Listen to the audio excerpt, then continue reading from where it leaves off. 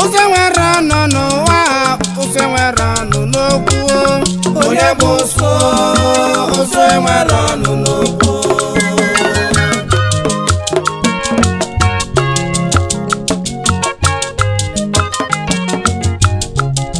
Okwesiri Eze Nwaonyeigbo enwelu ndị na-afụ vedobe isi ka ụsụ ọ bụ mama va bụ ụsụ ọ bụ papa va bụ ụsụ jụọnụ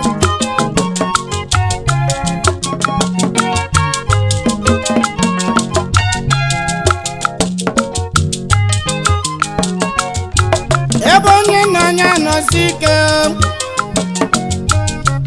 ebe onye kwụnye akwụsi ike onye abụkwa n'ụsụ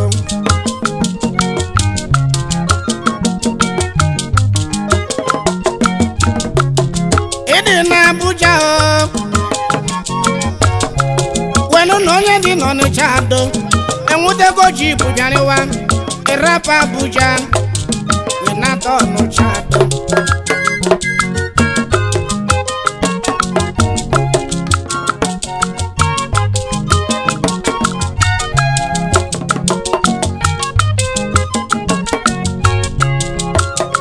ụmụnne m ebe onye nọ nya nọsi ike ọ bụrụ ibiri na ụlọ enu efu na ị na-arụ ya anya maọbụ ibiri na ụlọ iwu ụlọ enu ị na-arụ ya anya ebe nọ gị nọsi ike Okwesiri Eze nwa kwụsi ike n'egwu ịgba m ka m ji aga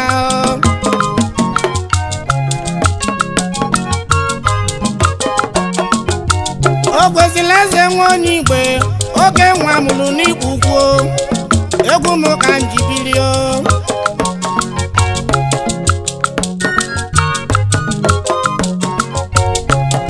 enwere ana na-akpụ ụsụ ya bụ ụsụ bụ ajọ anụ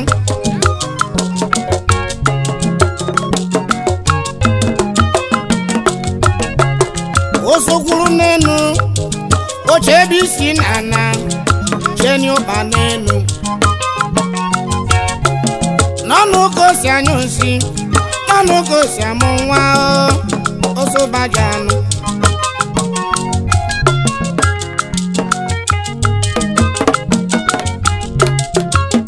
ya mere enwela akụkọ mmakọlụnụ maka anya bụ ụsụ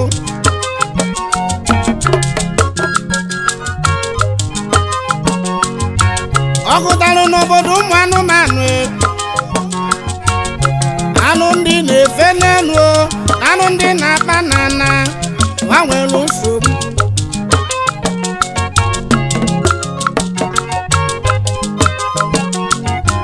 ụzọ si ebe osigarụ jewechia pụtasịa fụ na agha dị n'obodo na anụ ndị na-efe n'elu na-asụ ndị a na-akwụ ọdụnyelụ ndị elu bido sụba ndị a na-akwụ ịma na ije n'ụwa ya bụ ụwa na osiri ike onye mazụ ụwa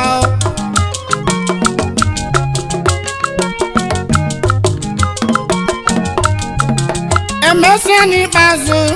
ya bụ ọgụ atụalịa anụ ndị na-akpa n'ana wegbubechie ndị elu osu ama na natrịkọm minie mma wee minie egbe gbabajie ndị elu onye bụ osu baja anụ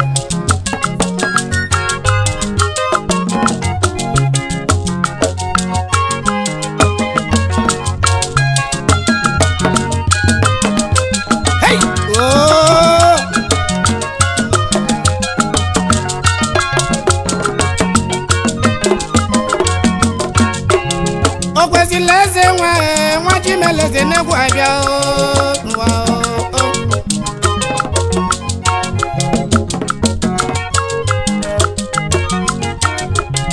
ọ ga-akwụsịsị ya ụzọ ejebe n'enu ga-enye ya ụlọ n'enu achụbanya ka egbue ọma na anatrịkọm achụ onye ụgbọelu ana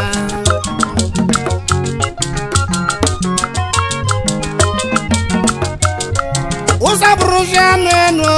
ụzọ bụrụzi anụ ana onye bụ ụzọ nwere ọnụ n'okwu onye bụ ụzọ nwere ọnụ n'okwu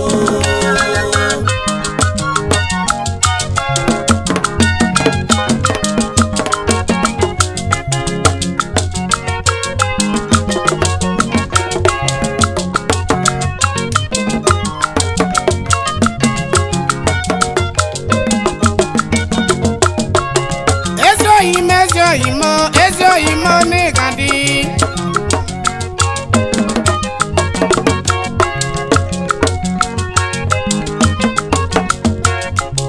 chief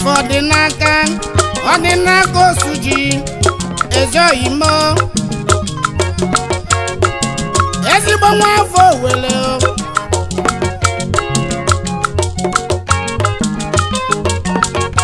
o si na nwata wee tụlụ ugo ọ ga-anụlụ gị mma ọ ga-anụlụ gị mma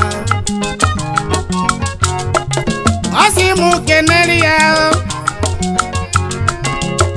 Honorable Chief Alifashuse Asụmụgha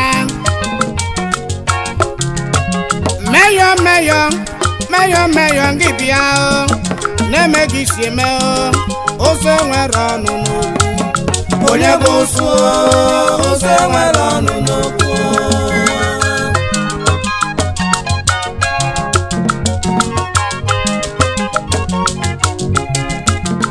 ọ bụ mmeyo bụ chairman National Union of Road Transport n'Imo Steeti gbagburu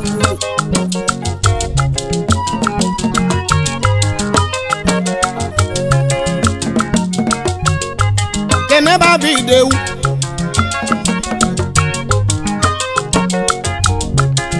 kene shaba anorodo kosieje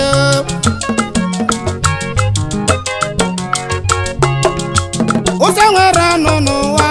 ụzọ nwere ọnụ n'okwu onye bụ ụzọ nwere ọnụ n'okwu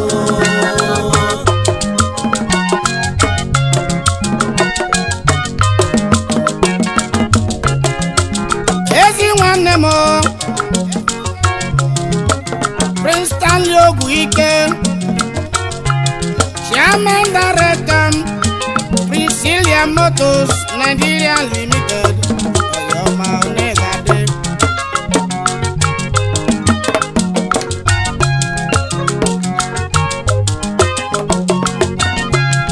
ekene ndị lọyimo nwanne m Soni Ọkpala ndị bisanjilojie nwa mụrụ n'ụgwa ọ ga-anụlụ gị mma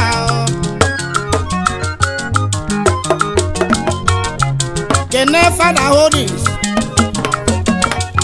bụrụ dị uche njikọ jibiri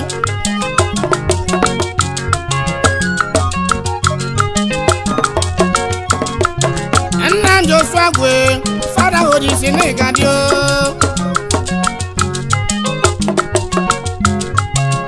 kene Sam Ike Electronics Nigeria Limited onye ọma na Bitolio kene Azụka ego nwa mama ekene ndị Emeka South n'ụgwa ezi nwanne m daalụ ahụ ozu enwere ọnụ n'okwu onye bụ ozu enwere ọnụ n'okwu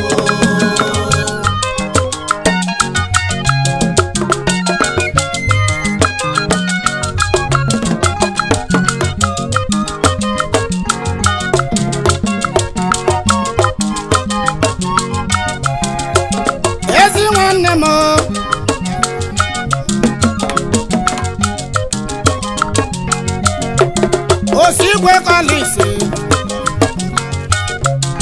awe ndị Igbo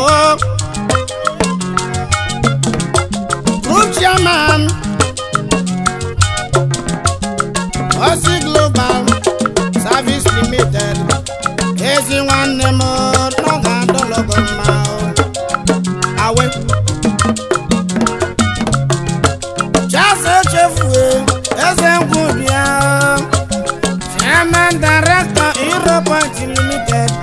ọgaranya na-eme ọgọ ezi oyibo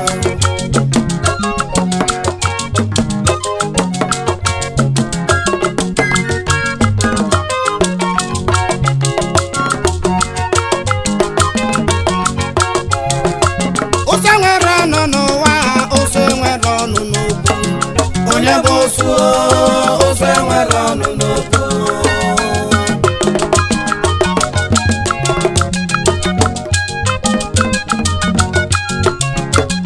Diana hai kakeno wa mama aguchi egbe n'ọgba chairman director Kaken Fashion House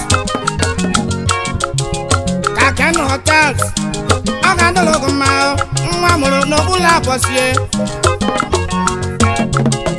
kenele m Uchenna Ebinyas Ezeleti